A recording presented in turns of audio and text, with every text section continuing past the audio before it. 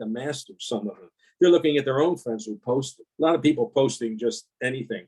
I try and find something that they like. You show me what you like. You throw me the rope of what you like. I'll grab it and try and build on it because I need your attention. That's great, man. Well, that's what it's flipped to for me, for what I've seen. And they're not bad kids. They're not stupid kids. They're great kids. Just culturally, they've never been introduced to the stuff. So once they're in, then you can add. Like if somebody does a Benny Green, you can say, boy, that was great. Benny's great. And then they love Benny. Benny's everything. Everybody else can die. Benny's the best, because now they got a hero. And I say, I'll make up something sometimes. As Benny's like one of his best friends was JJ. Who? JJ. Benny and JJ were real friends. And here's JJ. And he kind of likes JJ because it's Benny, but just get me in that crack. Get me in the crack. But everybody has a different crack in a different part of the wall. And I just want them to show me where it is. And it's and some of them they're not even sure themselves, So they're not always coming with, well, you see it, they're not always coming with that background of information you can work with. But it's okay. I'm fine with it. That's what teaching is now. Oh, I see. I can start talking now. No, it's great, man. I mean, you're definitely jarring stuff for me too, because you bring up, the whole idea, meeting them like that. And for me anyway, I'm somebody like a lot of teachers out there, obviously yourself. I mean, we spend so much of our time developing our content knowledge. We spend so much of our time trying to equip ourselves with all this content. Sorry to keep using the word, but then when you get into the classroom, I mean, for me anyway, I just find myself using less and less of my content and more of that, like rope them in. It almost feels like I'm not I'm not serving justice to everything that I've studied, more so than I am just trying to bring people in, Wow, that's pretty good. I like that. Well, because what will happen is I found every 5 to 7 years, I have to completely revamp how I teach because the culture. You said every 5 to 7? Yeah. The culture. They don't know some of the players. I mean, the historical thing is of the past. That's it. That left 15 years ago. Coming and understanding who the people are. Back when I have that photo of Louis, that big matting of Louis Armstrong in my office, and some student said, "What's the deal with that guy's white socks?" Whoa. That started like years ago. Because why should? And you can look at the student and say, "How dare you? You don't know that guy," and you can get all put the kid down for what they don't know. That's a good one. We like to do that because it keeps it off of us as a teacher, And then, but if I look at it, I'm thinking, why? Here you go. This is something that you're not going to hear people say much, but this is true. In reality, of just looking at the world, why would a kid, the way they go through school and what they have to do, and a lot of this, why would and how would they ever know who Louis Armstrong was and why he was important? When would Louis Armstrong ever go across their radar screen with the way things are today? There's Louis is just another topic in the Home Depot of like YouTube. Why would they look at it? Well, they have to understand why Louis is important. So now where my job before was they would come in and see that photo and they would say, I love Louis. What does Louis do when he played with his hot five on this one tune? That would be the question 30 years ago. Now, 20 years ago, a student said, what's the deal with his white socks? That guy's white socks. Now, they don't even look at that photo. It's a guy with a trumpet. It's my job, if I choose it to be, if I meet them where they're at, I have to teach them why this guy's important and why you're only in this room playing this music because of this guy who you don't even notice.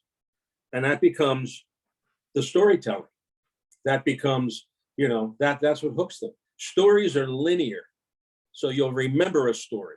You won't remember a fact. You'll drop that after a while, but a linear story.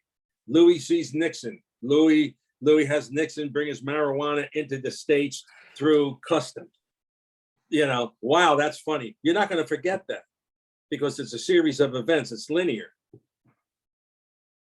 G Dorian fits over G minor.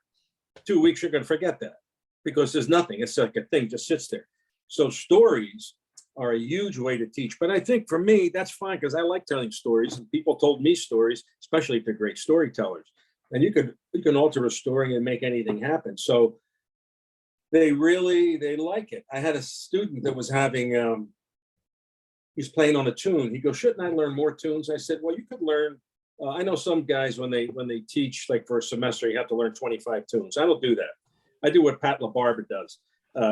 You learn 5 tunes a semester, but you get deep into it. You get real deep. You get deep. I mean, deep, because when you get deep in one tune, you learn how to be deep in everything. If you learn 25 tunes and you're just holding them together, then that's as deep as you get. And if you don't keep that up, the next semester you learn another 25. You got 50 tunes, and then when you go play, you're just hanging with it. You're just trying to not screw up the form, but there's no depth to it. You know, when you hear these guys, Coltrane played blues until the end. You know, we teach blues as the first thing, so it's not so much the tune as the depth you go. And when you do that, you have to teach people how do you get deeper into a tune as opposed to just play it over and over and over and over again. And that I'm trying to like sell them on another technique. This gets into practicing and things, but when Hilda said that thing to me, really kind of banged me up. I was looking for pity. I'm still looking for it, but it ain't coming around. But it really made me realize you're not gonna like this, but I'm in sales. You're in sales. However, the trick is, how do you love being in sales? And if you figure out how to sell it, and everybody's different, it has to fit your temperament, has to fit mine. You're a showman. You know how to make them laugh. Sometimes laughter is a way to loosen people up. Other people do it a different way. Some people like to write everything down. I write nothing down. You have to find your way. And that's what it is in teaching, I think, that helps your teaching be successful and whether or not you're going to survive this business, because teaching is a business, but it's also an art form.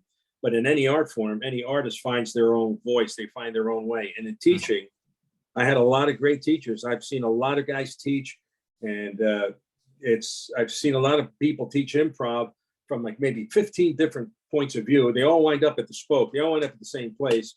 Who teaches scale, fits the chord, who teaches a pattern, who teaches pentatonics, who teaches transcribing, who teaches guide tones, who teaches upper extent, who teaches melodic minor. Everybody's got their way, but it all comes to the hub. But I'm watching how people teach. And for what's happening now, they need to feel safe. The students need to feel safe. They need to feel heard if they say anything. And sometimes they need to be prompted because they don't even know to ask anything. I say, who do you listen to? Well, who should I listen to? Well, I mean, what do you like? I'm trying to get them to say something, because if they have me answer the question, that's not an answer. So anyway, I'm learning all the time, because back when Hilda kicked me around the kitchen that time, I'm still bruised from it. I can show you. It really hurt. It took a long time. Oh, that's great. Wow. But when she did that, it just totally changed the way I look at this stuff. If you look at teaching as this is the way you teach your voicing, that's fine. If you look at how do you get somebody to love wanting to learn how to create a voicing? That's the trick. And sometimes they like it because you like it. Right. You've seen people who you fall in love with the way. That's what's great about Rufus Reed. You see Rufus, he's smiling, he's happy, you just know that he loves what he's doing. So you're kind of, he Svengali's you into his love of it. So you love it too, because that energy is positive and it'll grab you. And so sometimes just being positive and being loose, they come around the office, they hang out. They're not coming around my office because I'm going to teach them tritone subs. Right. I got a candy bowl out there, playing. That's right.